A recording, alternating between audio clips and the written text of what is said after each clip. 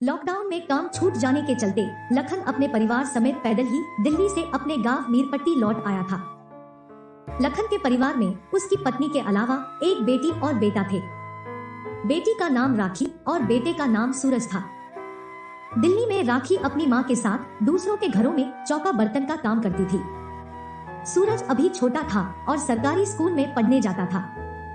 लखन कपड़े की एक फैक्ट्री में मजदूर था। लखन गांव के जमींदार चौधरी साहब का पुराना कारिंदा था, इसलिए चौधरी साहब ने तरस खाकर उसे खेत और बगीचे की देखभाल के लिए रख लिया। लखन की पत्नी और बेटी राखी चौधरी साहब के घर में महरी का काम करने लगी। इस तरह परिवार की गुजर बसर का इंतजाम हो गया। राखी 17 साल की थी और गजब की खूबसूरत थी। कदकाठी लंबी गोरी छरहरी काया, बड़ी बड़ी आंखें, मासूम चेहरा और चंचल स्वभाव के चलते वह किसी की भी नजरों में चढ़ जाती थी। राखी को अपनी खूबसूरती का एहसास था। वह उसके प्रदर्शन में कोई कोताही नहीं बरतती थी। उसका प्रेमी जुगल दिल्ली में राजमिस्त्री का काम करता था। लॉकडाउन के चलते वह भी गांव वापस आ गया था। गांव में जुगल को कोई काम नहीं मिल रहा था। वह दिल्ली लौटने के बारे में सोच रहा था। गांव में उसे राखी से मिलने का कभी कभार ही मौका मिलता था। चौधरी साहब का सबसे छोटा बेटा विजय पटना में रहकर पढ़ाई कर रहा था।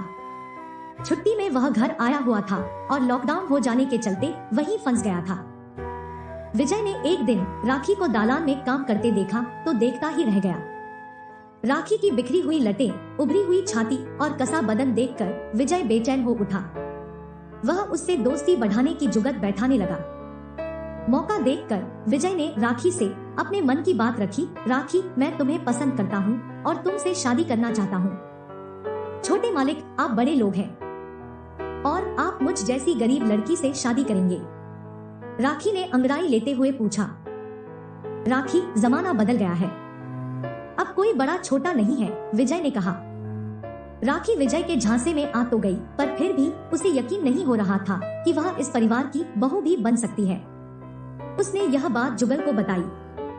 जुगल ने समझते हुए कहा, विजय बाबू शादी का झांसा देकर तेरी जवानी को भोगना चाहते हैं। वे पढ़े लिखे अमीर लोग हैं, किसी गरीब 5वीं जमात पढ़ी लड़की से कभी शादी नहीं करेंगे। जुगल के समझाने पर राखी समझ गई। एक दिन विजय ने अकेले में राखी को खेत के मचान पर बैठाकर बहलाने फुसलाने वाली बातें की तो वह फिर से उसके झांसे में आ गई।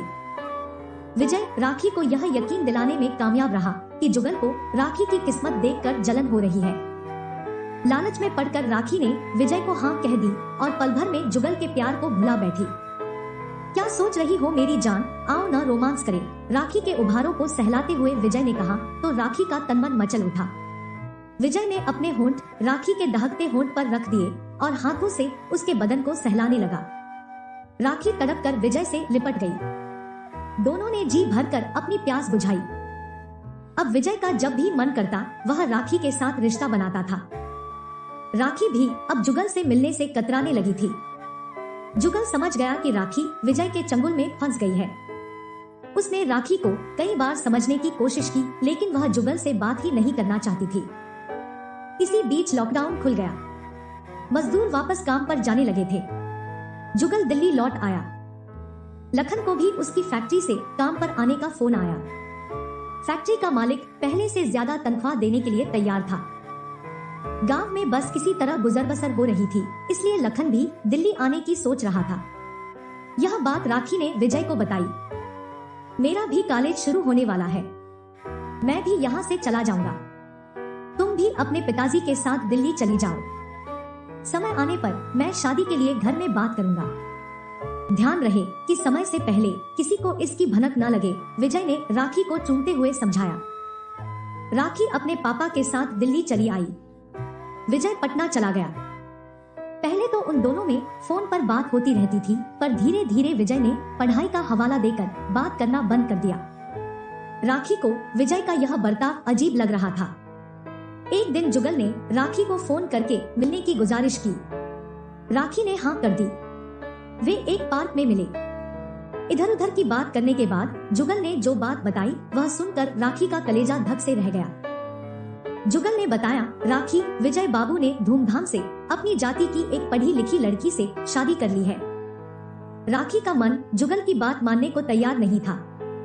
जुगल ने राखी को अपने मोबाइल फोन में विजय की शादी की तस्वीर दिखाई। राखी को लगा कि जैसे आसमान उसके सिर पर गिर गया हो। वह जुगल को पकड़कर रोने लगी।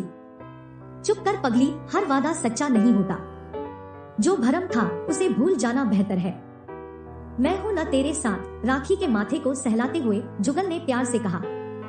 राखी कुछ बोल नहीं पाई, बस जुगल की गोद में मुंह छिपाकर रोती रही।